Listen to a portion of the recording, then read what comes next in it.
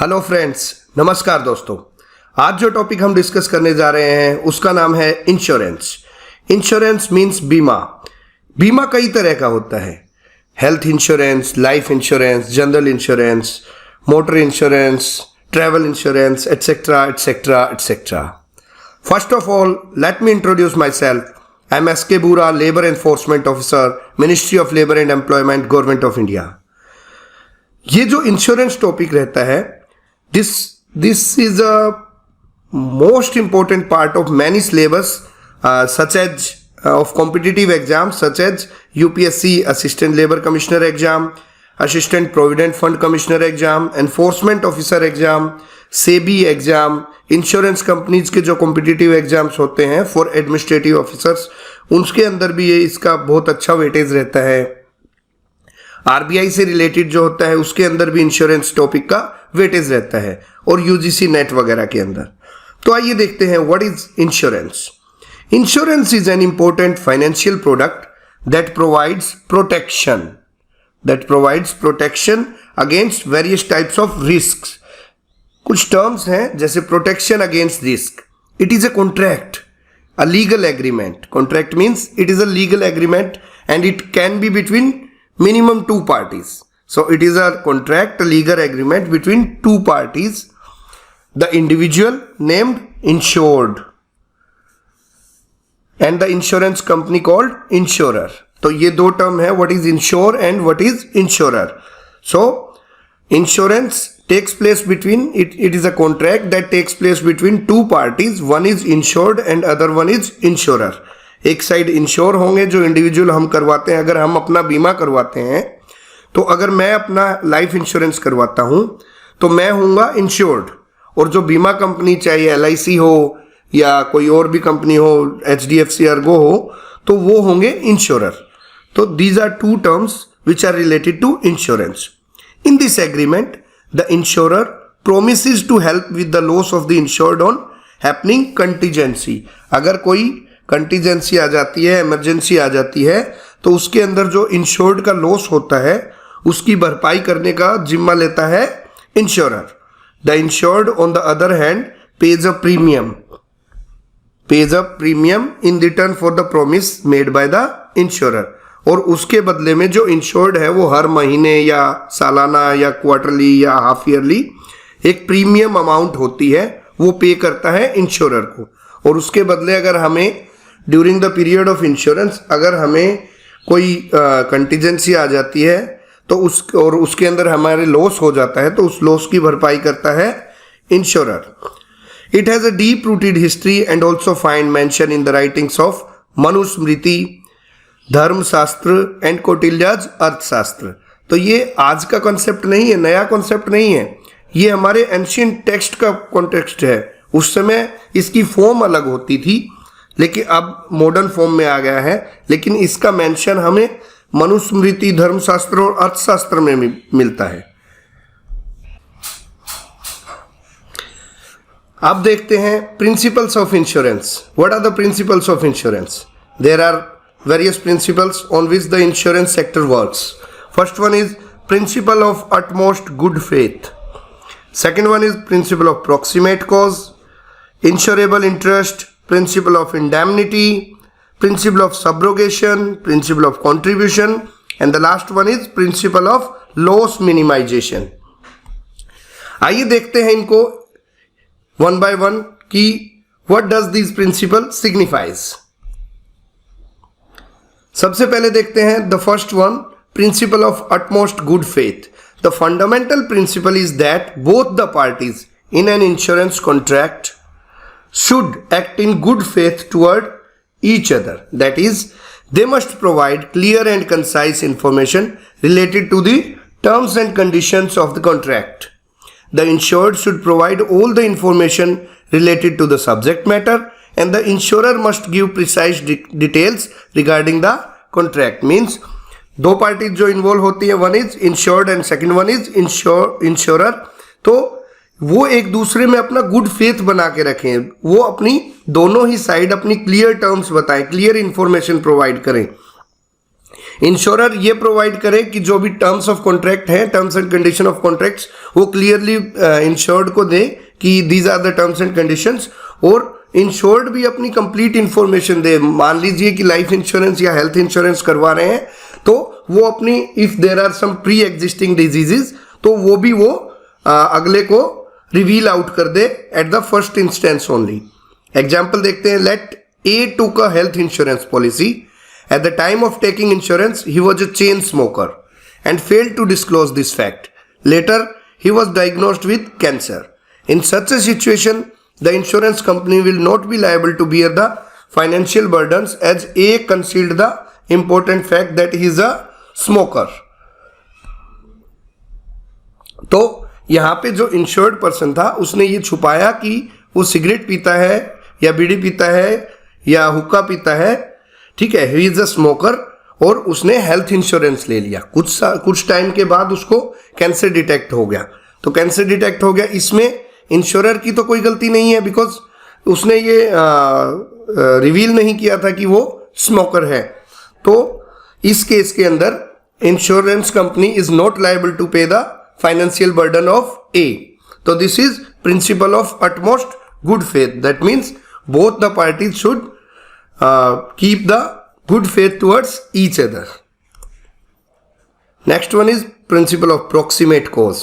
This is also called as principle of causa proxima or nearest cause. Causa proxima, nearest cause. This principle applies when the loss is the result of two or more causes. The insurance company will find the nearest cause of loss to the property.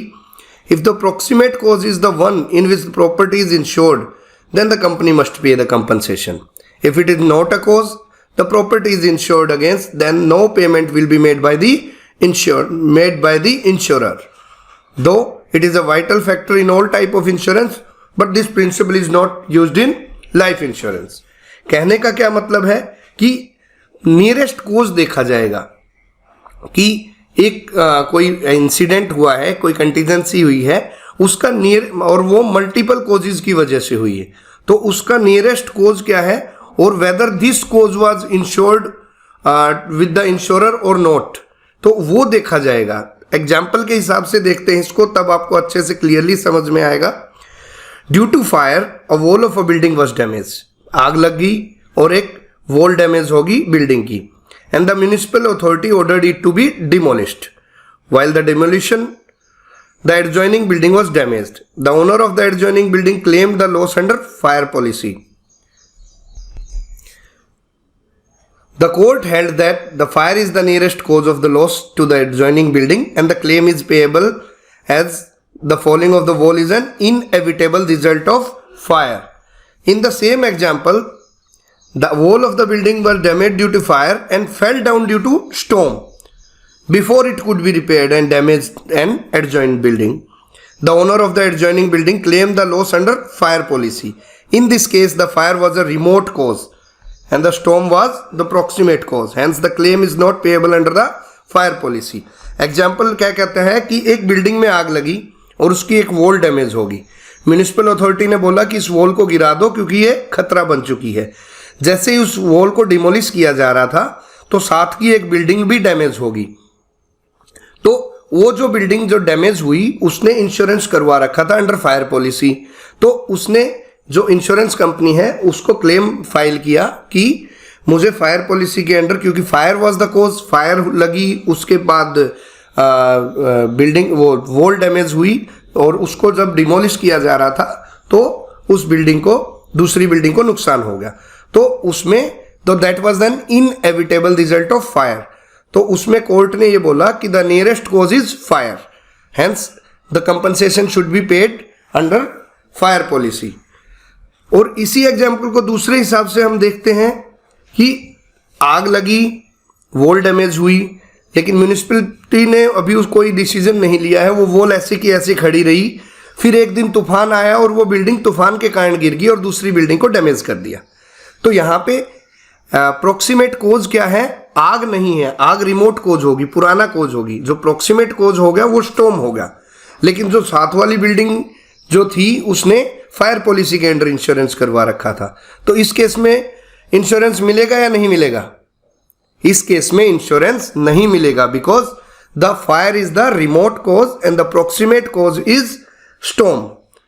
तो ये है principle of proximate cause. Next one देखते हैं, principle of insurable interest. This principle says that the individual that is insured must have a insurable interest in the subject matter. Insurable interest का क्या मतलब होता है? That the subject matter which the individual enters the insurance contract must provide some financial gain to the insured and also lead to financial loss if there is a damage, destruction और loss to that subject matter. कहने का मतलब ये है कि एक individual है, insured है, उसने कोई चीज है जिसका इंश्योरेंस करवा रखा है, तो किसी ना किसी एंगल से वो उसके लिए फाइनेंशियल गेन का काम करनी चाहिए या उसका कोई उसमें फाइनेंशियल इंटरेस्ट होना चाहिए, जो कि उसके डैमेज होने, उसके डिस्ट्रक्ट होने या उसके लॉस होने के कारण उसको फाइनेंशियल लॉस होगा, उसकी भरपाई इंश्योरेंस कंपनी करेगी। इसको एक एग्जांपल के हिसाब से देखते हैं कि एक ऑटो रिक्शा वाला है, ऑटो रिक्शा चालक है, उसने अपने ऑटो रिक्शा का इंश्योरेंस करवा रखा है और वो ऑटो रिक्शा चला के पैसेंजर्स को टू एंड फ्रो छोड़ के और उससे अपने लाइवलीहुड चलाता है, उससे अपना मनी अर्न करता है, ठीक है। और अगर उस केस में अगर उसका ऑटो रिक्शा चोरी हो जाता है तो वो उसका इंश्योरेबल इंटरेस्ट था उसके अंदर, उसको कंपनसेशन मिलेगा। हाउएवर अगर वो उस ऑटो रिक्शा को बेच देता है, he sells the auto rickshaw, he will no longer have a insurable interest in it. So to claim the amount of insurance, the insured must be the owner of the subject matter, both at the time of entering into contract and at the time of accident. Usually मैंने अपनी personal life में भी ये चीज़ देखी है कि हम second hand गाड़ी ले लेते हैं किसी से, हम नई गाड़ी ना लेके यूज्ड गाड़ी, सेकंड ओनर गाड़ी ले लेते हैं और हम उसका इंश्योरेंस भी 8-9 महीने का पड़ा होता है, वो भी रहता है, पोल्यूशन की भी लिमिट रहती है और हम उसका वो ट्रांसफ़र नहीं करवाते, हम आरसी ट्रांसफ़र करवा लेते हैं, रजिस्ट्रेशन ट्रांसफ़र करवा लेते हैं, जबकि इंश्योरेंस में अपडेशन नहीं करवाते।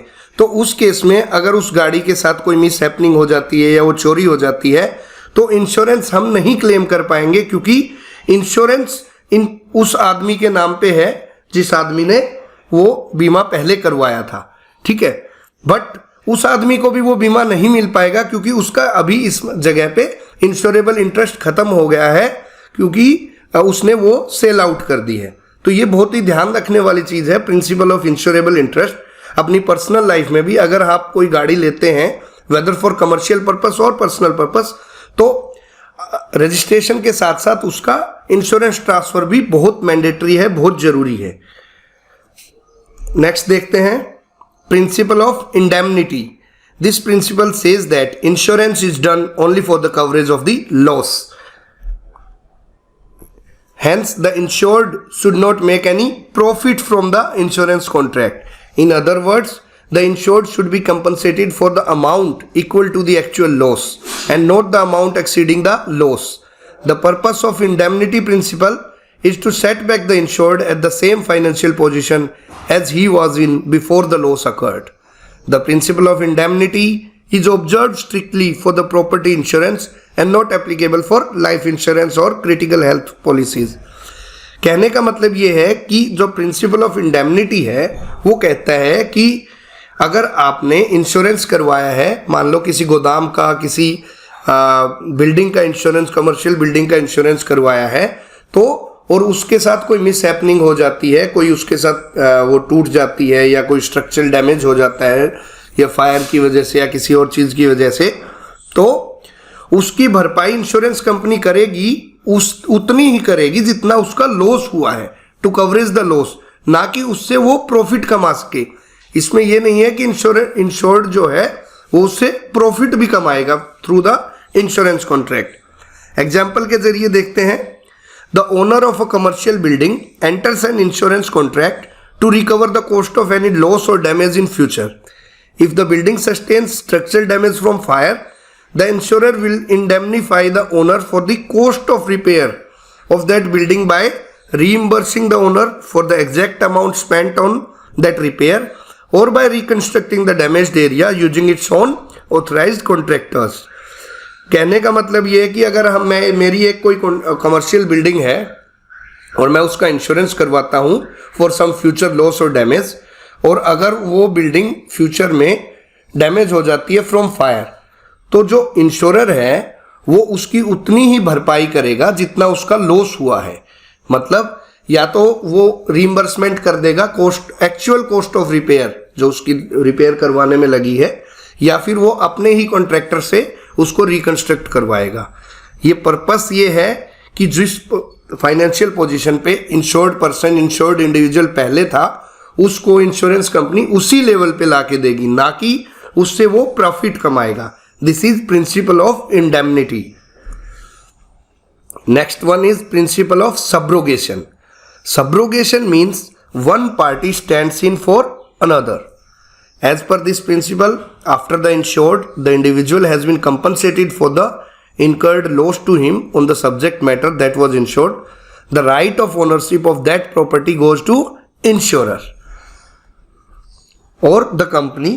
Subrogation gives the right to the insurance company to claim the amount of loss from the third party responsible for the same.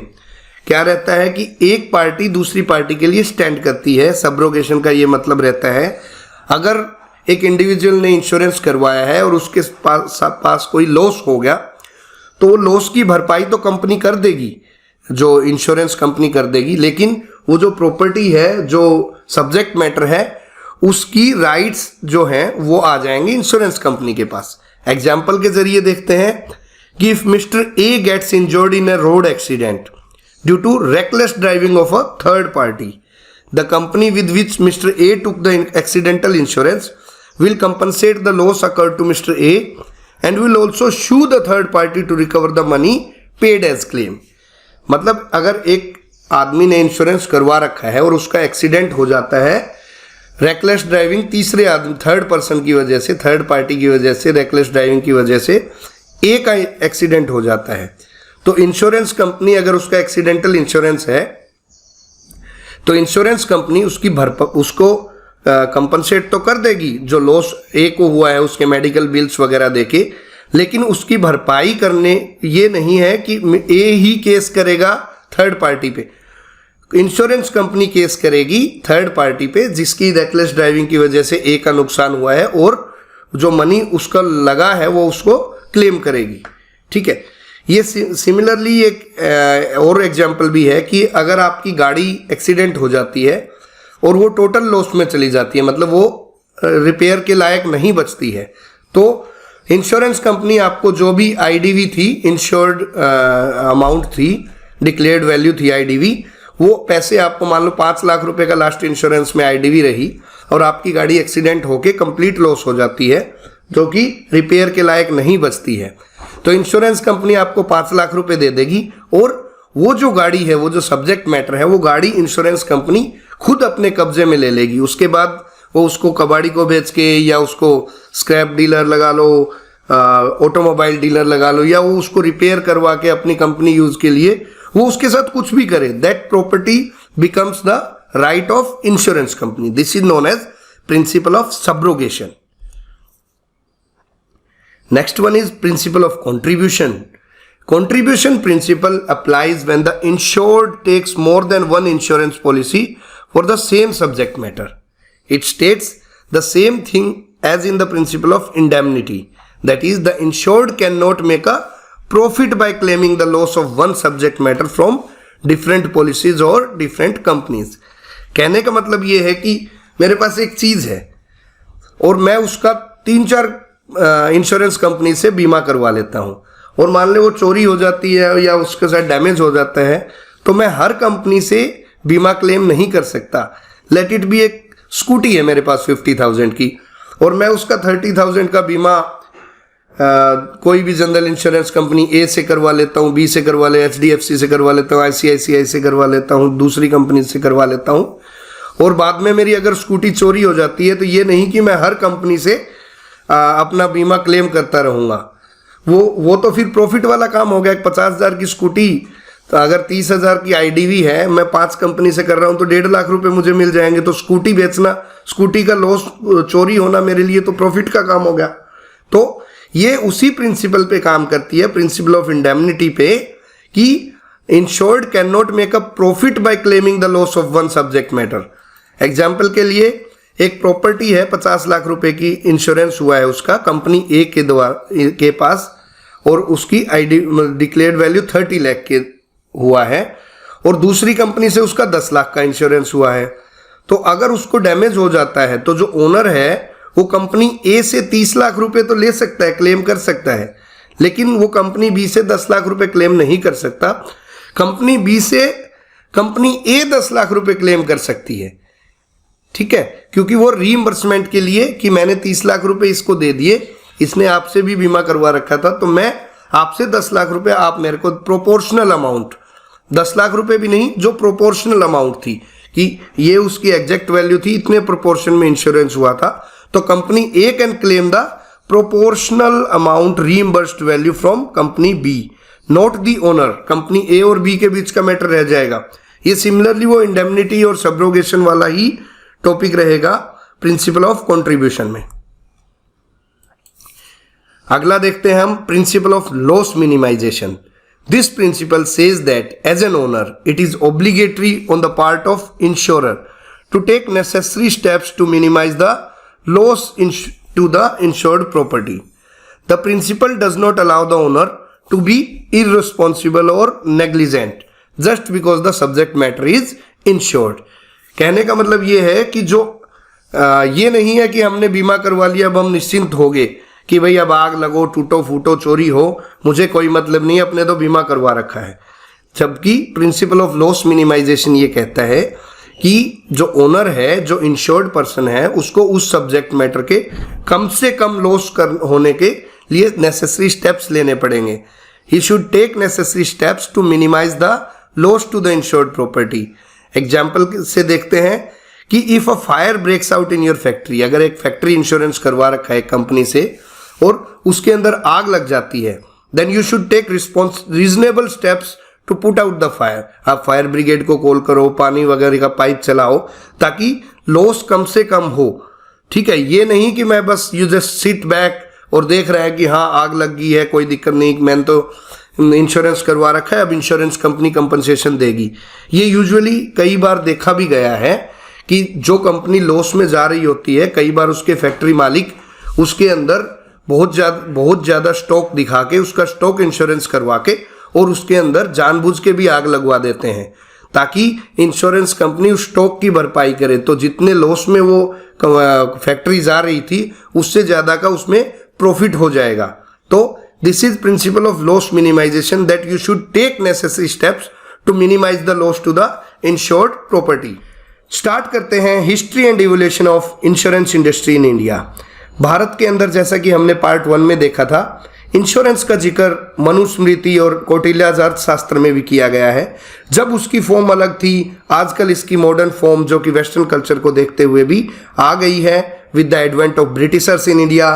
तो कब इवोल्यूशन हुआ इंश्योरेंस इंडस्ट्री का इंडिया के अंदर? Starting from 1818 the first Indian life insurance company, the oriental life insurance company was established. अंग्रेजों के शासनकाल के दौरान पहली लाइफ इंश्योरेंस कंपनी, जिसका नाम था ओरिएंटल लाइफ इंश्योरेंस कंपनी, 1818 में इस्टेब्लिश की गई।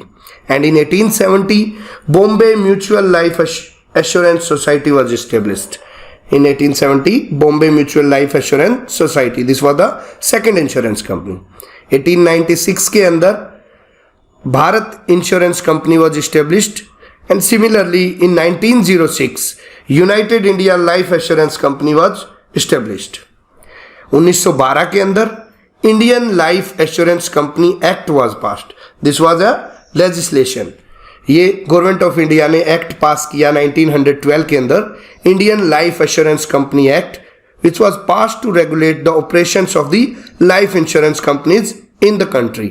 पहले ये डिफरेंट लाइफ इंश्योरेंस कंपनीज थी, but in 1912 Indian life assurance companies act was passed to regulate the operations of life insurance companies in India. इनके रूल्स एंड रेगुलेशन फ्रेम किए कि एक लाइफ इंश्योरेंस कंपनी कैसे काम करेगी।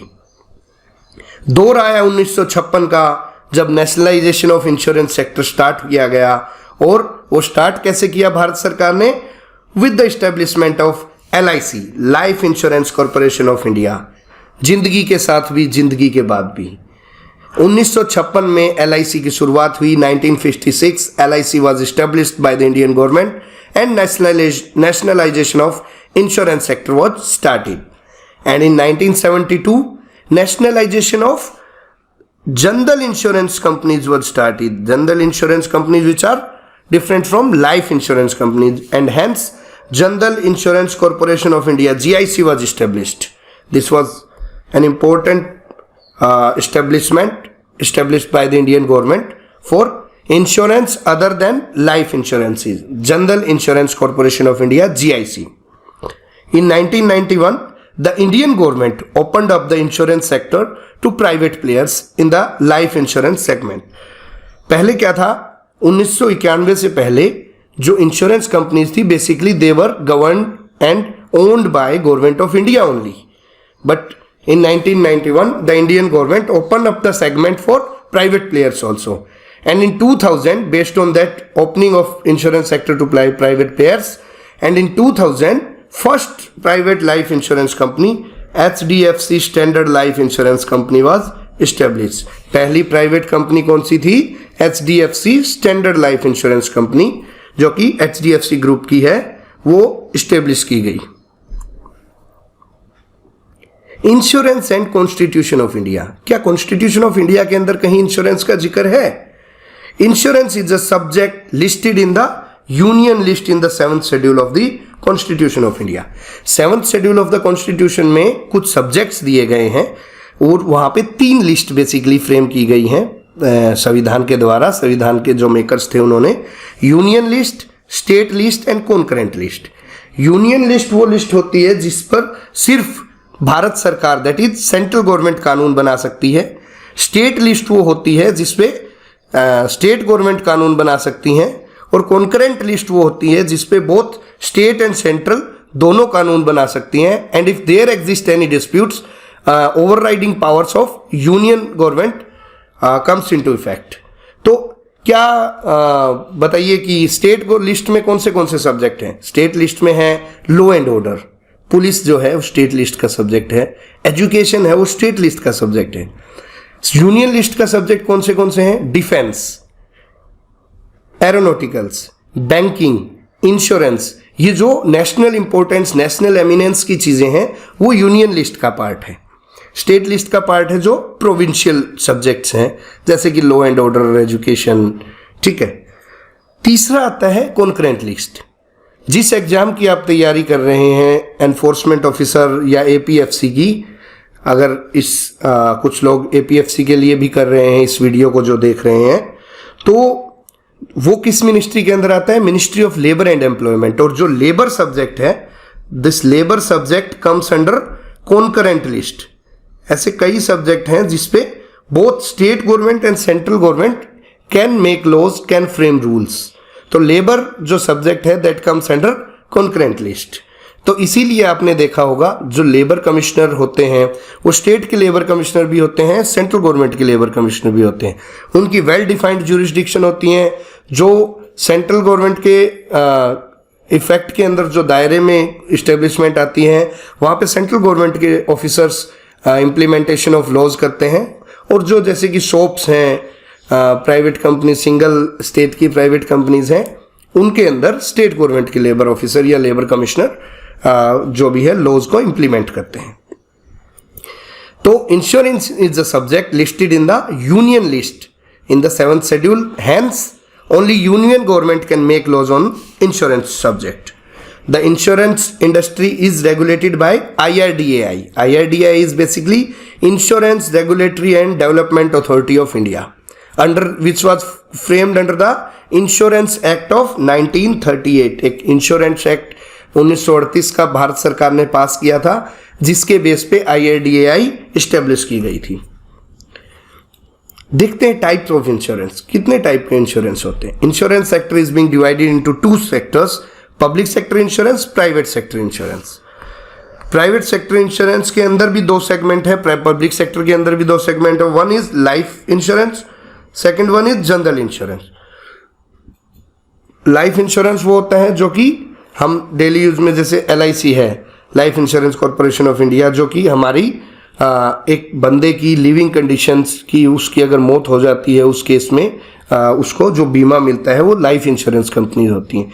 एंड जनरल इंश्योरेंस कंपनीज कौन सी होती हैं? जो कि अपार्ट फ्रॉम लाइफ इंश्योरेंस जो सब्जेक्ट्स मैटर देखती हैं, जैसे कि व्हीकल इंश्योरेंस है, ट्रैवल इंश्योरेंस है, स्टॉक इंश्योरेंस है, गोडाउन के इंश्योरेंस हैं, फैक्ट्रीज के, तो ये सब होते हैं वो है general insurance.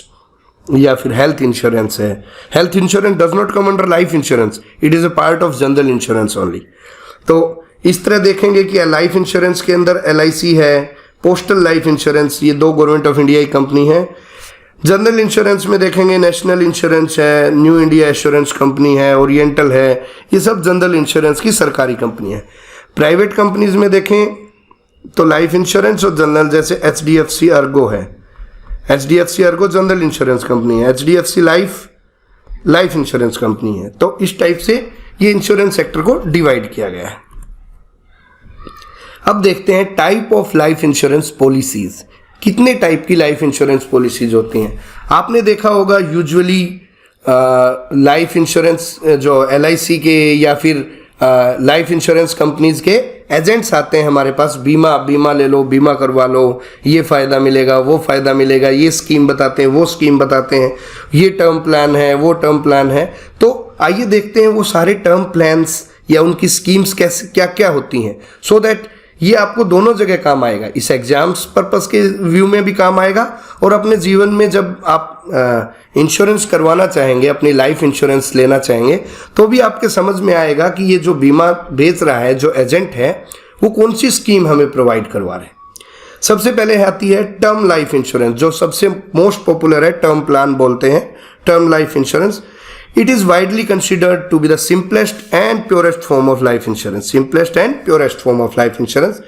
It offers a death benefit to the beneficiary of the policy if the policy holder passes away during the policy terms.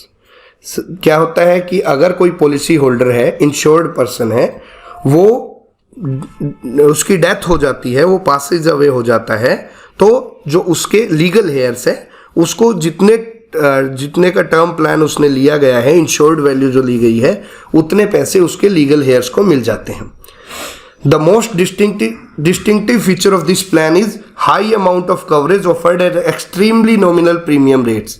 इस टर्म प्लान की खासियत ये होती है कि इसका प्रीमियम कम रहता है और कवरेज ज़्यादा होती है। मीन्स मान लो 1 करोड़ का वो लेंगे, हम टर्म प्लान लेंगे, तो उसकी बहुत ही कम नॉमिनल 5,000-7,000 रुपये इसके रहता है, प्रीमियम रहता है। दूसरा हम देखते हैं whole life insurance plan. Whole life insurance plan is a type of life insurance that offers coverage right until the death of the policy holder. In this policy you can opt for either a participating or non-participating policy as per your financial needs and risk appetite. Though the premiums for participating whole life insurance are higher in comparison, dividends are paid out at regular intervals to the policy holders. The premium rates for a non-participating policy holder are lower, but the policy holder generally cannot avail the benefit of regular dividends. वो term plan देखा था हमने, ये है whole life insurance plan. इसमें क्या होता है कि ये जो इंश्योरेंस प्लान होता है that exist until the death of the policy holder, और इसमें 2 ऑप्शन किए जा सकते हैं, एक पार्टिसिपेटिंग पॉलिसी और एक नॉन पार्टिसिपेटिंग पॉलिसी। अगर आपका पार्टिसिपेटिंग पॉलिसी है तो उसमें यूजुअली थोड़ा सा प्रीमियम हाई रहता है। क्यों रहता है? क्योंकि उसको रेगुलर इंटरवल पे, जब तक उसकी डेथ नहीं हो लेती, रेगुलर इंटरवल पे उसको डिविडेंड पे दिया जाता है, डिविडेंड दिया जाता है। तो मतलब प्रीमियम तो दिया जाएगा कुछ साल के लिए, मान लो 15 साल के लिए प्रीमियम रख दिया कि आपको इतना प्रीमियम देना है, तो आप प्रीमियम भरते रहेंगे और 15 साल के बाद वो रेगुलर डिविडेंड देना शुरू कर देगा थोड़ा थोड़ा till your death of the policy holder. लेकिन नॉन पार्टिसिपेटिंग पॉलिसी में क्या रहेगा, इसका प्रीमियम कम रहेगा दूसरे के मुकाबले, बट यहाँ पे रेगुलर इंटरवल पे डिविडेंड नहीं मिलेगा। ये बेसिकली टर्म प्लान की तरह ही हो जाता है, जब तक आपकी डेथ नहीं होती है तब तक आपको उसके बाद ही आपको लमसम जो अमाउंट है वो मिलेगी। इसके बाद देखते हैं हम एंडाउमेंट पॉलिसी। कई बार देखा है कि ये एंडाउमेंट प्लान है। Endowment plan is a type of life insurance policy which acts as both an instrument for insurance as well as saving. Insurance भी हो गया आपका, सेविंग भी होगी आपकी, ये होता है एंडाउमेंट प्लान। यहाँ पे आपकी सेविंग नहीं होती, ठीक है। These plans aims to provide maturity benefits to the life insured. बहुत इंपॉर्टेंट है, provide maturity benefits to the life insured in the form of a lump sum payment at the end of policy tenure, even if a claim has not been made. It is the most suitable type of life insurance for people looking to get maximum coverage alongside having a sizable saving component. They help the policyholder inculcate the habit of saving, even while providing a financial security to their family. Endowment plan can be broadly classified into two: with profit, without profit. Policyholder can choose from these two types based on its risk appetite.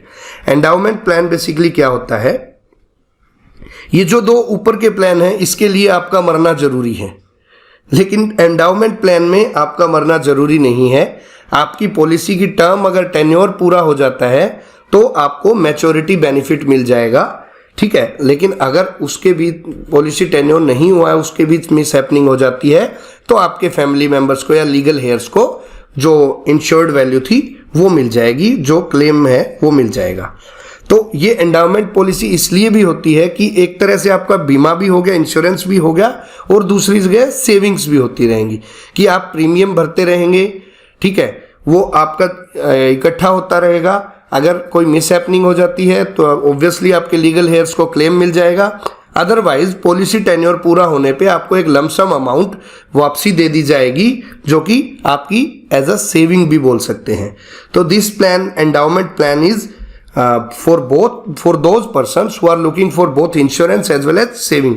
तो automatically बात है, term plan से इसका जो premium होगा, monthly premium या half yearly premium होगा, वो ऑटोमेटिकली थोड़ा सा ज्यादा रहेगा। नेक्स्ट देखते हैं unit linked insurance plan. Unit linked insurance plan, ULIP जिसको बोला जाता है, it is a type of life insurance product that offers dual benefit of investment and life insurance. Endowment plan था लाइफ इंश्योरेंस और saving, ULIP है life insurance और investment. Among the three type of life insurance policies available, ULIPs are towards insuring insurance coverage, while the rest of the premium is invested into a bouquet of investment instrument which can include market backed equity funds, debt funds and other securities. आपने देखा होगा mutual fund, नाम सुना होगा, तो ये mutual fund की तरह काम करता है। जो यूलिप लिंक्ड फंड होते हैं उसमें जो आपका प्रीमियम होता है उसका कुछ पोर्शन तो रख दिया जाता है as a premium for your life insurance coverage, और कुछ पोर्शन को इन्वेस्ट कर दिया जाता है वेरियस इंस्ट्रूमेंट में, जो कि इक्विटी डेट फंड होते हैं, इक्विटी फंड होते हैं, या फिर कोई और सिक्योरिटीज में मिक्सअप करके उसको इन्वेस्टमेंट इंस्ट्रूमेंट्स के थ्रू इन्वेस्ट कर दिया जाता है, ठीक है। और आपकी जो रिटर्न आएगी, जो इन्वेस्टमेंट रिटर्न होगी, that is market based, that is basically market based. अगर उस समय जिस टाइम आपका मैच्योरिटी हो रही है इंश्योरेंस पॉलिसी की, वो उस समय मार्केट अगर जब ली थी उससे बहुत ऊपर है, तो ऑटोमेटिकली जो आपके प्रीमियम की अमाउंट है, इन्वेस्टमेंट की अमाउंट है, तो आपकी मैच्योरिटी अमाउंट होगी वो बहुत हाई मिलेगी आपको। और अगर उस टाइम किसी कारणवश due to some mishappening market down है या मार्केट क्रैश हो रखी है, तो आपकी जो इन्वेस्टमेंट थी वो बहुत ही गिर जाएगी, और हो सकता है जितना प्रीमियम आपने भरा है उससे भी बहुत ही कम पार्ट आपको रिटर्न बैक मिले। तो this is basically extremely flexible instrument since investor can switch directly their plan between different funds available, ठीक है। ये रिस्की भी है थोड़ा सा, बट इसमें ये एवेन्यूज भी है कि आपको लॉन्ग टर्म में देखा जाए तो आपकी इन्वेस्टमेंट पर्पस के लिए आपको मैच्योरिटी रिटर्न बहुत हाई भी मिल सकता है। These are basically flexible instruments since investor can easily switch their premiums between different funds available. They can also be touted as having an edge over other market instrument in terms of tax saving benefits since their proceeds are exempted from long term capital gain tax LTCG. ULIP को भी हम ये भी बोल सकते हैं कि एक तो ये एक्सट्रीमली फ्लेक्सिबल है कि आज इस फंड में डाल दिया कुछ पैसा, उस फंड में डाल दिया, हर प्रीमियम ये नहीं कि एक जगह डालेंगे, जब आपका मन करे उसको स्विच करते रह सकते हैं depending upon the market condition. और इसका एक फायदा ये भी होता है कि एग्जाम्स जो इनकम टैक्स रूल्स के अंदर आपको टैक्स बेनिफिट, टैक्स सेविंग के बेनिफिट्स भी मिलेंगे और इसकी जो प्रोसीडिंग्स होती हैं जो बाद में आपको इन्वेस्टमेंट लमसम अमाउंट वापस मिलती है based on the market condition, तो उसके वो एग्जेम्प्टेड होती है, long term capital gain tax से भी एग्जेम्प्टेड होती है। तो this is unit linked insurance plan ULIP. Next one is money back policy. Being one of the best type of life insurance policies, a money back policy offers policy holders a percentage of total sum assured at periodic intervals in the form of survival benefits. Once the policy reaches the maturity, the remaining amount of the sum assured is handed over to the policy holder. However, if the policy holder dies while the term is ongoing, their dependents are given the entire sum assured without any deductions. इसमें क्या रहता है कि survival benefits मिलते हैं कि जो sum assured है उसका कुछ पार्ट, कुछ परसेंटेज, अगर आपकी मैच्योरिटी टर्म पूरी हो जाती है, मान लो 70 साल आपने मैच्योरिटी टर्म थी या 75 थी या 80 ईयर्स थी, अगर उस टाइम तक आपके साथ कोई मिस हैपनिंग नहीं होती और आप जिंदा रहते हैं, तो कुछ percentage of the sum assured आपको, जो प्रीमियम आपने भेजा है, टाइमली दिया है और जो आपने पॉलिसी की सम एश्योर्ड जो था उसका कुछ परसेंटेज आपको रिटर्न बैक मिल जाएगा। That means your money will be given back. तो मनी बैक पॉलिसी इसीलिए इसका नाम रखा है। हाउएवर अगर पॉलिसी होल्डर बीच में मर जाता है, उसकी डेथ हो जाती है, तो उसके डिपेंडेंट्स को और लीगल हेयर्स को जो जितना भी सम एश्योर्ड हुआ था, that entire sum assured will be given to them, to the legal heirs without any deductions. Next one is child insurance. A child insurance plan is a saving cum investment plan that provides financial protection for the child's future upon the unfortunate demise of the policyholder. It is ideal for ensuring the future need of the child as well taken care of in the absence of insured. ये basically parents करवाते हैं child insurance कि अगर किसी भी miss happening की वजह से अनफॉर्चुनेट डिमाइस हो जाता है पेरेंट्स का, तो उनकी बच्चे की आने की एजुकेशन की नीड, घर की नीड और ये सब नीड चाइल्ड इंश्योरेंस के थ्रू पूरी होती रहें। तो ये इंश्योरेंस है child insurance for the financial protection of the child's future. उसके बाद जो नेक्स्ट लाइफ इंश्योरेंस पॉलिसी का टाइप आता है वो है retirement plan. A retirement plan is a type of life insurance that focuses on providing you the financial stability and security post your retirement. आपकी retirement के बाद आपकी फाइनेंशियल स्टेबिलिटी एंड सिक्योरिटी को जो इंश्योर करता है वो है retirement plan. After you retire you lose your regular income from employment. Investing in retirement plan can help you create a stable regular income stream. If you continue to invest until retirement, the plan will help you take care of your expenses after retirement. It requires you to invest a certain part of your income regularly during your working life. At the time you retire, the amount you create over the years will be converted into regular income stream. Retirement plans also involve death benefits. Thus, if the policyholder passes away during the course of policy, their beneficiaries will be provided with the assured sum. Retirement plan basically working professional के लिए होता है कि जो income उनकी आ रही होती है रेगुलर बेसिस पे, जो उनकी सैलरी आ रही होती है, तो उस रेगुलर इनकम का कुछ पार्ट वो रिटायरमेंट प्लान में डालते हैं जब तक वो रिटायर ना हो जाएं, और जब रिटायर हो जाते हैं तो वो जो lump sum amount over the years इकट्ठी हुई है उसको एक डिफरेंट पार्ट में एक इनकम, आपकी रेगुलर मंथली इनकम स्ट्रीम बनाने के लिए उसको उतने हिसाब से डिवाइड कर दिया जाता है और आपको एक मंथली इनकम स्ट्रीम स्टार्ट हो जाती है, इनकम प्लान बन जाता है, so that you take care of your expenses after your retirement. तो लेकिन अगर policy holder during the course of policy expire हो जाता है तो उसके जो लीगल हेयर्स हैं, बेनिफिशरीज हैं, उनको कंप्लीट सम एश्योर्ड मिल जाएगा। Next one is group insurance plan. A group life insurance policy is a type of life insurance that covers a group of people inside a single insurance policy. Unlike individual life insurance policies, which cover one person for a period, group insurance covers minimum of 10 members. So for taking a group insurance, you need to have a minimum of 10 members. Employers, banks, corporates, and other homogeneous groups of persons can buy group life insurance policies for their employees or customers. While employers would want to offer financial protection to their employees, families, banks, and other lending institutions aim to keep the debt of the borrower's family after their death. The plan under which the group is called master plan, and the policy is issued to the manager of the group, that is master, and but will remain in the name of group only. For example, Ram is the manager of a firm. To protect his employees, he has taken a group insurance policy. Now the policy will be issued to Ram in the name of the firm only.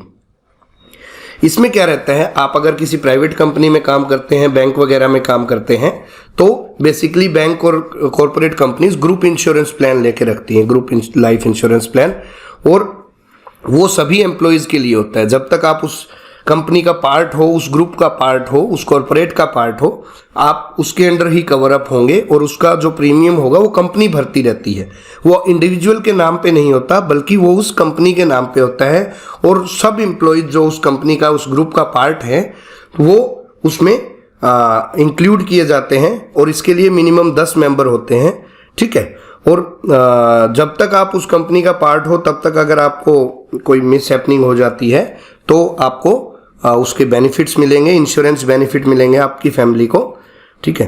तो अगर आप वो company छोड़ के दूसरी company में चले जाते हो तो आपका जो कवर होता है उस इंश्योरेंस प्लान के अंदर, दैट सीजेस टू एग्जिस्ट, ठीक है। This is group insurance plan.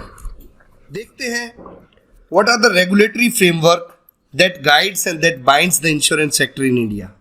The Indian insurance industry is regulated by the insurance regulatory and Development Authority of India, IRDAI, which was established in 1999 under the IRDAI Act, Insurance Regulatory and Development Authority Act.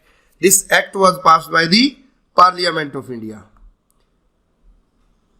and under this act, authority was named IRDAI in 1999. The IRDAI is responsible for regulating and promoting the insurance industry in the country, protecting the interest of policyholders and ensuring the stability of insurance sector. IRDAI का काम क्या है कि वो policy holder के interest को protect करे और इंश्योरेंस सेक्टर की भारत के अंदर स्टेबिलिटी को इंश्योर करे। ये IRDAI का लोगो है, भारतीय बीमा विनियामक और विकास प्राधिकरण। आइए देखते हैं what are the functions of IRDAI. There are various functions which are being entrusted to IRDAI under the IRDA Act by the Government of India. First one is licensing and registration. The IRDAI is responsible for granting licenses to insurance companies that meet the prescribed regulatory standards. The IRDAI also registers and regulates insurance intermediaries such as insurance brokers, insurance agents and surveyors. So the first and foremost work, सबसे पहला काम IRDAI का है कि insurance companies को licence देना, उनका registration करना। तो जो भी कंपनीज जो प्रिस्क्राइब्ड स्टैंडर्ड्स हैं, प्रिस्क्राइब्ड रेगुलेटरी स्टैंडर्ड्स हैं, उनको फुलफिल कर देती हैं और इंश्योरेंस के सेक्टर में आना चाहती हैं, तो IRDAI उनको लाइसेंस ग्रांट करता है। एक प्री डिफाइंड वो बनाए हुए हैं, स्टैंडर्ड्स बनाए हुए हैं। और IRDAI जो इंश्योरेंस एजेंट है, इंश्योरेंस ब्रोकर है, उनको भी एक रजिस्ट्रेशन देता है कि वो काम कर सके इंश्योरेंस सेक्टर में। Protection of the policyholders. IRDAI is responsible for ensuring that insurance companies treat their policyholders fairly and provide them with timely and accurate information about their insurance policies. The IRDAI also has the power to investigate complaints against the insurance companies and take necessary actions against them if necessary. IRDAI क्या है? सबसे इसका main इसको बनाया गया था policy holders के interest को प्रोटेक्ट करने के लिए. तो IRDAI इंश्योर करती हैं कि कंपनी कोई ज्यादती ना करें और लोगों के साथ खिलवाड़ ना करें, उनको टर्म्स एंड कंडीशन ऐसी ना हो जो कि लोगों के हित में ना हो, which are against the interest of the policy holders. ऐसी टर्म्स एंड कंडीशंस लोगों के ऊपर थोपी ना जाएं. तो IRDAI इंश्योर करता है कि पॉलिसी होल्डर्स को फेयर ट्रीटमेंट मिले और एक्यूरेट इंफॉर्मेशन उन तक डिसेमिनेट हो. और अगर कोई कंप्लेंट करता है पॉलिसी होल्डर किसी कंपनी के खिलाफ, तो IRDAI उस कंपनी के खिलाफ एक्शन भी लेती है. Next one is promoting competition. The IRDAI promotes competition in the insurance industry by granting licenses to the new players and encouraging innovation and product development. It also ensures that there is a level playing field for all the insurance companies, both public and private sector companies. तो क्या करेगा IRDAI? नए नए players को, foreign entities को, private entities को भी licence देता रहता है और उनको एनकरेज करता है कि आप प्रोडक्ट डेवलपमेंट, इनोवेशन, डिजिटाइजेशन उसकी तरफ फोकस करो to make it easier for the public to get into this insurance sector. और एक ये लेवल प्लेइंग फील्ड भी इंश्योर करता है प्राइवेट सेक्टर और पब्लिक सेक्टर के अंदर. Monitoring solvency. IRDAI monitors the financial health of the insurance companies to ensure that they have adequate reserves and are able to meet the requirement or obligations of policyholders. It also has the power to take actions against companies that are not financially sound. IRDAI monitor करता है हर company की financial health को, ताकि अगर need हो policy holder के जो obligations हैं, क्लेम ऑब्लिगेशन है, उसको ये फुलफिल कर पाएगी या नहीं कर पाएगी, इस चीज़ को मॉनिटर करता है IRDAI. ये कहीं इंसॉल्वेंट तो नहीं हो जाएगी, क्या इसके पास एडिकेट रिजर्व्स हैं पैसे के पॉलिसी होल्डर्स को क्लेम सेटल करने के लिए. और इसको लगता है कि कोई कंपनी फाइनेंशियली साउंड नहीं है, तो ये उसके खिलाफ एक्शन भी लेती है. Developing the insurance market. It promotes the development of insurance market in India by increasing the growth of new products and services, promoting consumer education, awareness and supporting the development of insurance infrastructure in the country. नए नए development, नए नए product, नए नए services digital का use करके, digital intelligence का use करके, आर्टिफिशियल इंटेलिजेंस का, वर्चुअल रियलिटी का, ये सब यूज करके एनकरेज करती रहती है डिफरेंट कंपनीज को कि वो इंश्योरेंस इंफ्रास्ट्रक्चर को डेवलप करें. Policy formulation and implementation. It is responsible for formulating policy and guidelines for the insurance industry in the country, and it also implements these policy and guidelines and ensure that they are being followed by insurance companies and intermediaries. तो क्या है, जो IRDAI है वो time to time जो need के हिसाब से पॉलिसी फॉर्मुलेट करती है और कंपनीज से इंश्योर करवाती है कि वो उसको फॉलो करें. अगर वो नहीं फॉलो करते हैं तो उनके अगेंस्ट पे एक्शन लेती है, उनके लाइसेंस कैंसिलेशन करने की तरफ स्टेप्स उठाती है. International cooperation. IRDAI participates in international forums and cooperates with the other insurance regulatory bodies to promote best practices and to ensure that Indian insurance industry is aligned with global standards. तो ये international cooperation की तरफ भी कदम उठाती है और जो भारत से बाहर की जो फॉरेन कंट्रीज के बेस्ट प्रैक्टिसेस और बेस्ट स्टैंडर्ड्स हैं उनको इंडिया के अंदर लेके आती है, रेगुलेशंस के अंदर लेके आती है, ताकि इंडियन एंटिटीज जो इंश्योरेंस एंटिटीज हैं वो उसको फॉलो करें और they get aligned with the global standards. तो these are the functions of IRDAI. IRDAI and insurance sector. The IRDAI opened up the market in August 2000 with the invitation of application for registration. Hence, the foreign companies were allowed ownership of up to 26%. Means IRDAI ने अगस्त 2000 के बाद FDI भी open कर दी थी insurance sector में, 26% तक की FDI की कैप लिमिट कर दी थी, कैप को अलाउ कर दिया था ताकि फॉरेन की कोई कंपनीज है, फॉरेन डायरेक्ट इन्वेस्टमेंट हो सकती थी इंश्योरेंस सेक्टर में up to 26%. Section 114A of the Insurance Act 1938, the authority has the power to frame regulation under Section 114A of the Insurance Act, and hence from 2000 onwards framed various regulations ranging from registration of companies for carrying on insurance business to the protection of shareholders, policy holders interest. 114A insurance act 1938 पास किया गया था. उसके section 114A के अंदर बोला गया है कि IRDAI को पावर दी गई है to frame regulation for betterment of insurance sector ranging from carrying registration of companies to the protection of the interest of policy holders.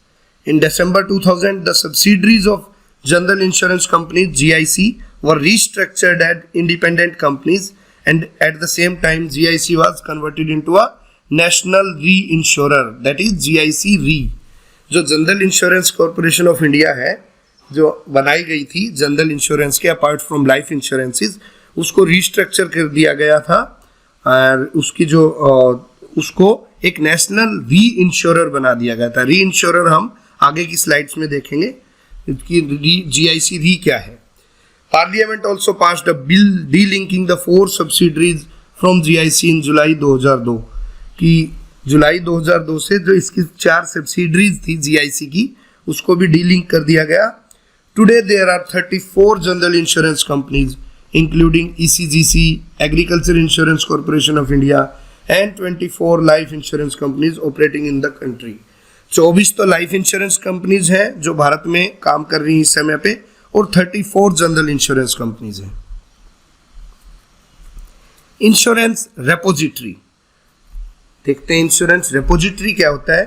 Insurance repository means a company formed and registered under the Companies Act 1956. This was the first act of 1956, and which has been granted a certificate of registration by the IRDAI for maintaining data of insurance policies in electronic form on behalf of insurers. Insurance repository basically क्या होता है? Repository हम बोल देते हैं कि कहाँ, जहाँ पे पूरा डेटा इकट्ठा होता है, जहाँ पे सब चीज़ें एक रिपोजिटरी के अंदर इकट्ठी की जाती हैं. तो इंश्योरेंस रिपोजिटरी वो कंपनीज होती हैं जो कि कंपनीज एक्ट 1956 के अंदर रजिस्टर करी जाती हैं, और उनको IRDAI भी सर्टिफिकेट ऑफ रजिस्ट्रेशन देता है. काम क्या करती हैं? वो काम करती हैं on behalf of insurance companies, that is insurance के बिहाफ पे वो डाटा मेंटेन करती हैं सभी इंश्योरेंस पॉलिसीज का इन electronic form on their servers. The insurance repositories provide the ease of holding insurance policies issued in an electronic form. Basically, पहले क्या होता था? पेपर फॉर्म में रहती थी इंश्योरेंस पॉलिसीज, तो वो पेपर फॉर्म में इंडिविजुअल तो अपने अपने कागज संभाल लेता था, जो कि यूजुअली नहीं भी संभाले जाते थे. बट इंश्योरेंस कंपनीज को देखे जाए तो वो बहुत ज़्यादा बल्कि इकट्ठा हो जाता था, और फिर कुछ सालों के बाद वो फट जाती थी, डैमेज हो जाती थी, उनको वीड आउट करना पड़ता था. तो इस सब के बिहाफ पे बहुत सारा लॉस हो जाता था, both of insurance companies as well as insured policy holders. तो इसको ease of holding insurance policies के लिए डिजिटल फॉर्म, इलेक्ट्रॉनिक फॉर्म में डालने के लिए इंश्योरेंस रिपोजिटरी कंपनीज बनाया गया.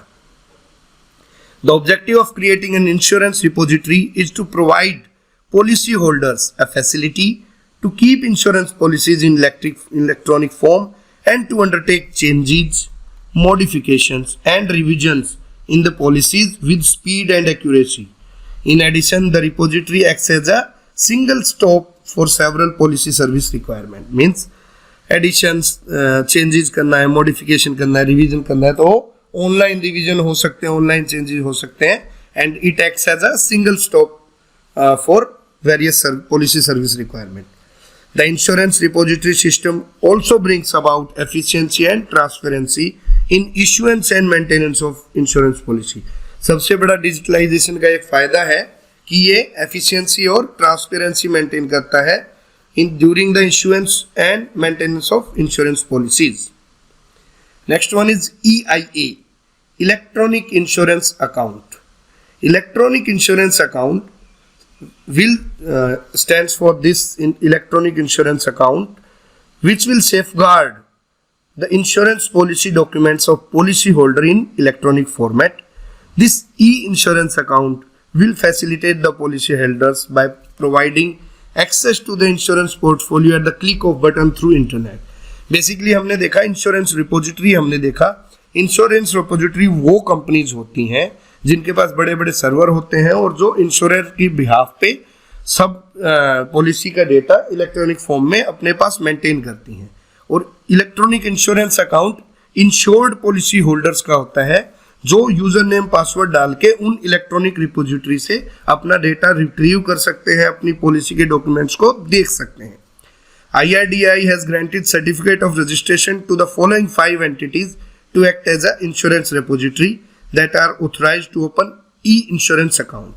Number 1 is NSDL Database Management System, Central Insurance Repository Limited, SHCIL Projects Limited, Carvi Insurance Repository Limited and CAMS Repository Service Limited. Each e-insurance account will have a unique account number and each account holder will be granted a unique login ID and password to access the electronic policies online. मतलब देखने कहने की बात ये दोनों interlinked है, EIA और insurance repository. Insurance repository हम एक नॉर्मल एग्जांपल से देखेंगे कि इंश्योरेंस रिपोजिटरी लगा लो आपका जीमेल है जहाँ पे बहुत सारा डेटा अवेलेबल है, ठीक है, या फिर जीमेल है जहाँ पे आपके डॉक्यूमेंट्स अवेलेबल हैं, और EIA आपका अकाउंट है, जीमेल अकाउंट है। तो जीमेल सर्वर पे आप अपनी मेल रिट्रीव करने के लिए यूजर नेम पासवर्ड डालेंगे तो वो आपसे रिलेटेड जो भी मेल्स हैं वो आपको दिखा देगा। तो दिस इज सिंपल, जीमेल का सर्वर है इंश्योरेंस रिपोजिटरी और जीमेल का अकाउंट है electronic insurance account. Insurance ombudsman. Insurance ombudsman scheme was created by government of India for individual policy holders to have their complaints settled out of the court system in a cost effective, efficient and impartial way. Insurance ombudsman बनाया गया था भारत सरकार ने कि जो आपस में अंदर डिस्प्यूट हो जाते थे between policy holders and insurance companies, उनको out of the court settlement के लिए, कि कोर्ट में जाएंगे तो बहुत साल लग जाएंगे, बहुत ज़्यादा कॉस्ट लगेगी, तो इसको out of the court settlement, it is similar to conciliation. जैसे इंडस्ट्रियल डिस्प्यूट एक्ट में कॉन्सिलिएशन ऑफिसर कॉन्सिलिएशन करवाते हैं ताकि लेबर लॉज में जो झगड़ा होता है, इंडस्ट्रियल डिस्प्यूट होता है, वो out of the court settle हो जाए। इसी तरह इंश्योरेंस ओम्बड्समैन बनाया गया था भारत सरकार ने for cost effective, efficient, impartial, out of the court settlement system के लिए। फंक्शंस क्या है इंडस्ट्रियल ओम्बड्समैन के, इंश्योरेंस ओम्बड्समैन के? Receive and consider complaints in respect of insurance from any person who has any problem against the insurer. किसी भी आदमी से अगर किसी इंश्योरर के खिलाफ कोई कंप्लेंट है तो उस कंप्लेंट को रिसीव करके उसको कंसीडर करता है, उसके ऊपर एक्शन लेता है, अवार्ड पास करता है with in 3 month after receiving the complaint, कि 3 मंथ के अंदर अंदर उस कंप्लेंट से रिलेटेड जो भी अवार्ड है, award is basically it is similar to order pass करना, but order is basically passed by court and जो ऑर्डर इंश्योरेंस ओम्बड्समैन देता है उसका हम अवार्ड नाम लेते हैं। ऐसे ही कॉन्सिलिएशन ऑफिसर या एडजुडिकेशन ऑफिसर कोई देता है उसको हम अवार्ड बोलते हैं। Insurance companies are required to honour the awards passed by insurance ombudsman with in 3 month. तो अगर कोई अवार्ड पास किया गया है ओम्बड्समैन के द्वारा तो उसको 3 मंथ के अंदर अंदर कंप्लाई करना पड़ेगा, उसको ऑनर करना पड़ेगा।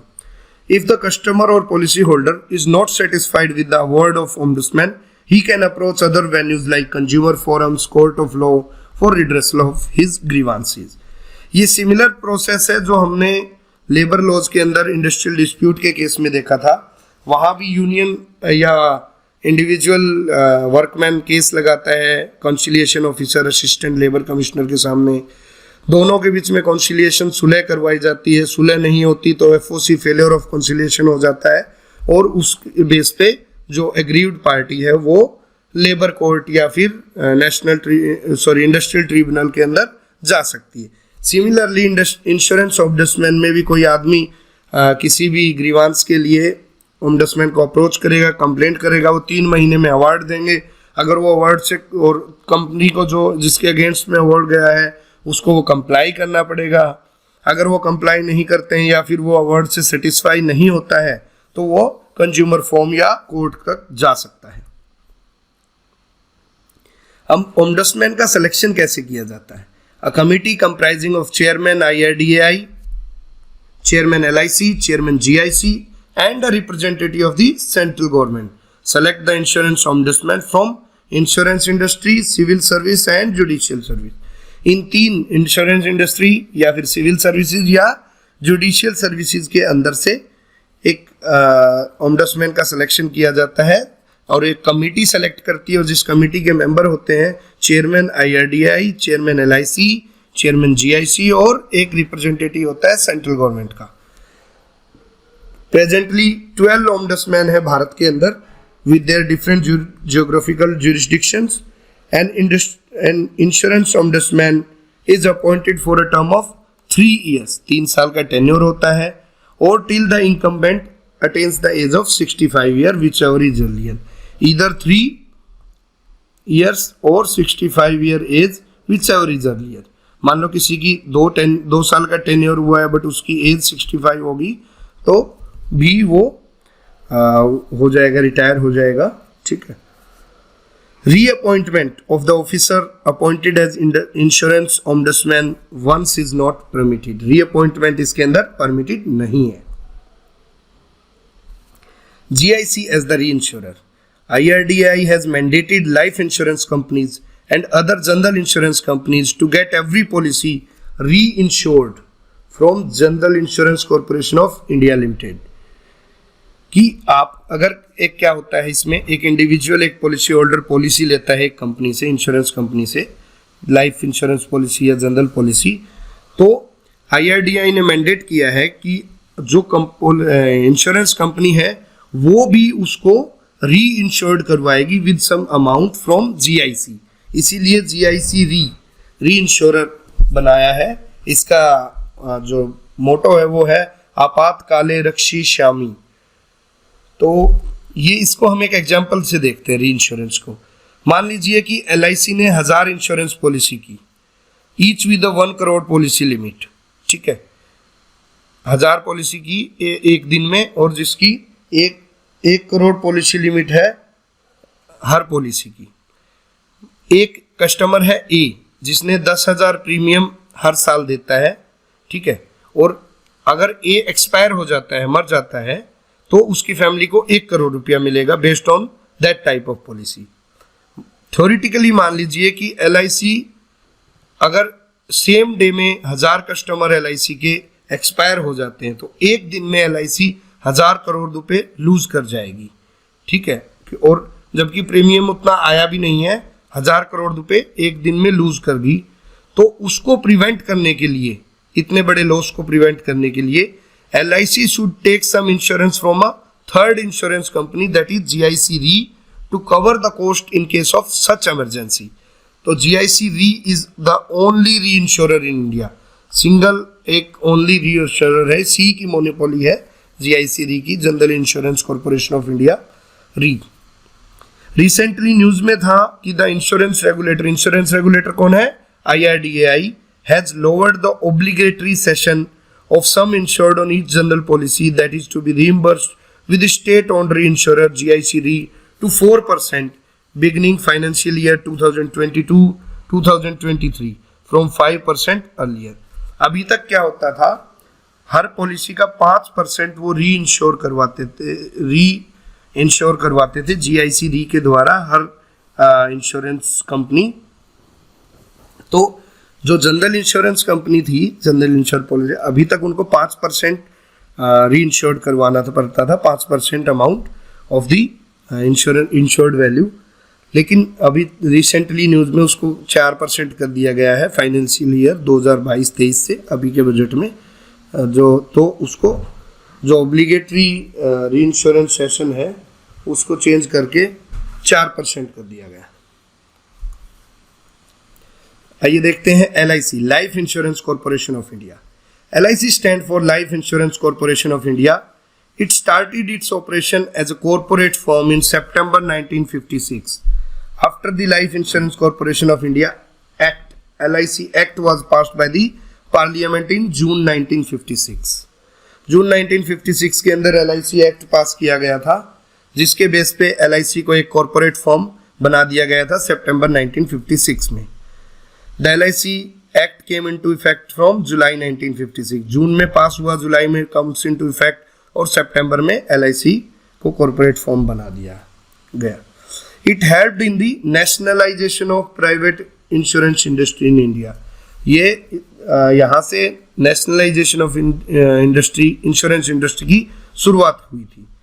LIC was formed by merging 154 life insurance companies. उस समय पे 154 छोटी छोटी लाइफ इंश्योरेंस कंपनीज थी, 16 फॉरेन कंपनीज थी और 75 प्रोविडेंट कंपनीज थी।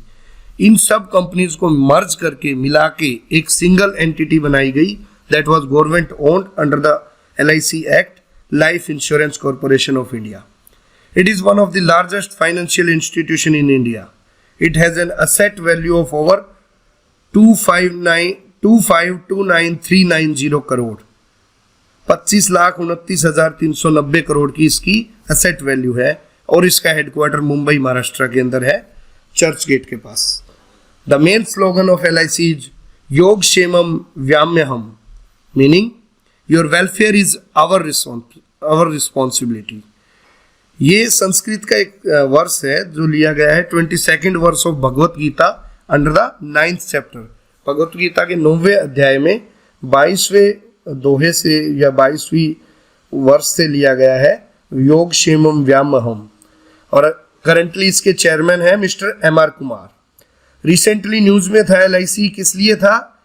LIC की जो इक्विटी इन्वेस्टमेंट थी वो अडानी ग्रुप में 30,127 करोड़ रुपए इक्विटी इन्वेस्टमेंट कर रखी है, और रिसेंटली जो हिडनबर्ग रिसर्च रिपोर्ट के कारण कंट्रोवर्सी हुई थी जिससे अडानी ग्रुप की जो कंपनीज थे उनके प्राइसेस लोअर हो गए थे, तो it was at the notional loss with the steep correction in share prices of Adani group companies. ठीक है, क्योंकि इतनी बड़ी इन्वेस्टमेंट अडानी ग्रुप में इसने की हुई है LIC ने, तो सबको लग रहा था कि इतने पैसे डूब जाएंगे क्योंकि अडानी ग्रुप के शेयर प्राइसेस बहुत ही डाउन हो गए थे एक हिडनबर्ग रिसर्च रिपोर्ट के आधार पर। जबकि अभी रिसेंटली न्यूज आई है LIC के चेयरमैन अंडर कमिटी ने कहा है कि there is everything all right, the policy holder need not to worry about. आइए देखते हैं what are the challenges in India's insurance sector. First one is prevalence of insurance gap. The insurance penetration and density stood at 3.69 and $73 respectively for financial year 2017-18, which is low in comparison with the global level. क्या है जो insurance penetration है, जो इसकी जो population के अंदर जो रीच है इंश्योरेंस कंपनीज की, इंश्योरेंस पेनिट्रेशन की, वो बहुत ही कम है। इंडिया की पॉपुलेशन के हिसाब से सिर्फ 3.69% है, मतलब 100 लोगों में से देखा जाए तो 1000 लोगों में से सिर्फ 369 लोगों के पास इंश्योरेंस है। 36 लोगों के पास इंश्योरेंस, 36 to 37 लोगों के पास इंश्योरेंस है। That is very much very low. 3% ही लोगों के पास इंश्योरेंस है। The low penetration and density rate reveal that uninsured nature of large section of population in India and presence of insurance gap। तो ज़्यादातर क्या है, शहरों में ही लोगों के पास इंश्योरेंस है, रूरल के पास नहीं है, और बहुत ही कम लोगों, वो भी बहुत ही कम लोगों के पास है। बेसिकली ये पब्लिक सेक्टर डोमिनेटेड है। The insurance sector has transition from being an exclusive state monopoly to a competitive market, but still public sector insurance hold greater share of insurance market even though they are fewer in number. पहले तो सिर्फ public sector ही dominate करता था, but 2000 के बाद इसको जब HDFC भी इसकी दौड़ में आ गया था, ओपन किया गया था, कॉम्पिटिटिव मार्केट में आ गया था, लेकिन आज भी करंटली भी जो इंश्योरेंस सेक्टर है उस पर पब्लिक सेक्टर का होल्ड है। नेशेंट नॉन लाइफ इंश्योरेंस, जो इंश्योरेंस सेक्टर है उसको लाइफ इंश्योरेंस कंपनी ही डोमिनेट करती हैं। Life insurance dominates the sector with huge share of 74.7%, with non-life insurance accounting for remaining 25.3%. In the non-life insurance sector also, only motor, health and crop insurance segment are driving the growth. There is not much penetration of non-life insurance companies, and this penetration is below 1%. In addition, insurance products catering to the specialty risks such as catastrophe, cyber security are at a nascent stage. अभी cyber security, catastrophe जो है या तो वो सब अभी बहुत ही budding stage के अंदर है, नेसेंट स्टेज के अंदर है। रूरल अर्बन डिवाइड, जैसा कि हमने पेनिट्रेशन लेवल में देखा था कि रूरल अर्बन डिवाइड बहुत ज़्यादा है। Low insurance penetration and density rates prevail in India. जो रूरल पॉपुलेशन है वो इंश्योरेंस की तरफ नहीं बढ़ा है और वहाँ पे इंश्योरेंस डेफिशिएंट है, और जितना भी है जो इंश्योरेंस वैसे तो पेनिट्रेशन वैसे ही कम है, और जितनी है वो शहरों की तरफ ही है। तो there is a rural urban divide. Next is capital starved insurance. जो insurance in India lack sufficient capital and their financial health, particularly that of public sector insurance, is in a very precarious state. Further, investment in the insurance sector got dwindled due to crisis in banks and NBFC sector. तो क्या है, जो एक तो public sector dominated है, और जो public sector dominated countries है वो इंश्योरेंस कंपनीज है वो भी बहुत ही फाइनेंशियल कंडीशन को देखते हुए प्रिकारियस स्टेज में है, बहुत ही अलग डेफिशिएंट स्टेज में है। तो इसका क्या वे फॉरवर्ड है, क्या इलाज होना चाहिए? Rural centric approach. हमने देखा रूरल अर्बन डिवाइड है, तो सबसे पहला है कि गांव की तरफ बढ़ना चाहिए, गांव की तरफ भेदना चाहिए, इसको पेनिट्रेट करना चाहिए इंश्योरेंस सेक्टर को।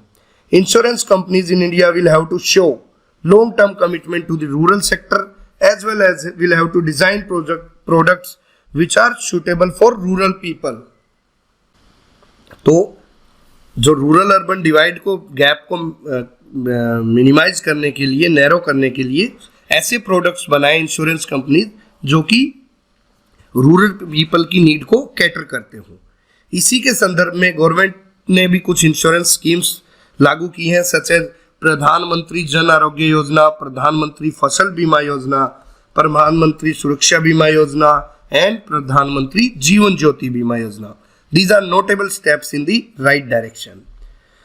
Need for awareness program. There is a need for complementary thrust to spread awareness and improve financial literacy, particularly that of concept of insurance and its importance. So there is a need to aware the people regarding the this insurance, its benefits and its shortcomings if you are not having insurance. So financial literacy and insurance literacy is must. लोगों को awareness करने की बहुत ज़रूरत है, technology intervention की बहुत ज़रूरत है। क्या है, जो पहले जैसे पेपर बेस्ड इंश्योरेंस पॉलिसीज होती थी, आजकल डिजिटलाइजेशन हो गया, जो हमने देखा डिजिटल डिपॉजिटरी, इंश्योरेंस डिपॉजिटरी के आने से उससे भी बहुत फ़ायदा हुआ।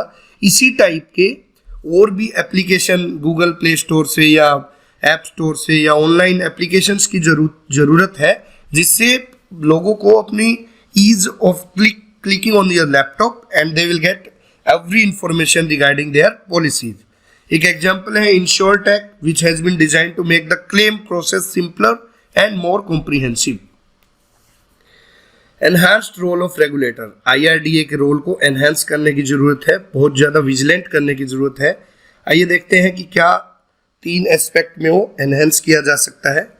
It must ensure that the insurance is not denied to the lower income people who make up the bulk of population and have the most need for protection.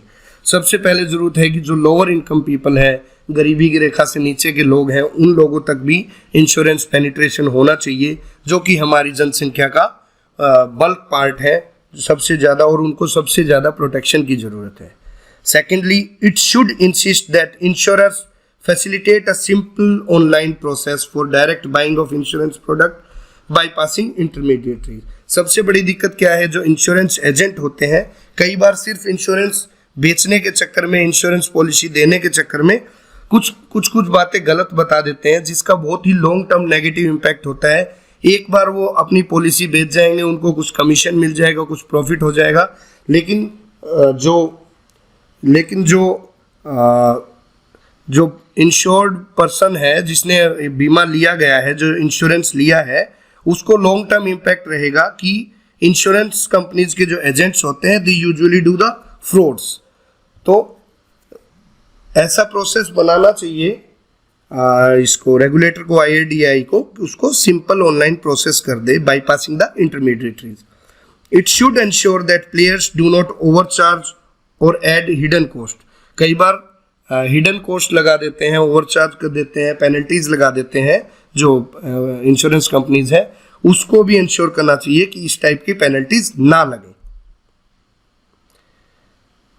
So, under the conclusion, we can see that insurance sector is a colossal one and is growing at a speedy rate of 15 to 20%, means it is speedily growing, very fastly growing in India.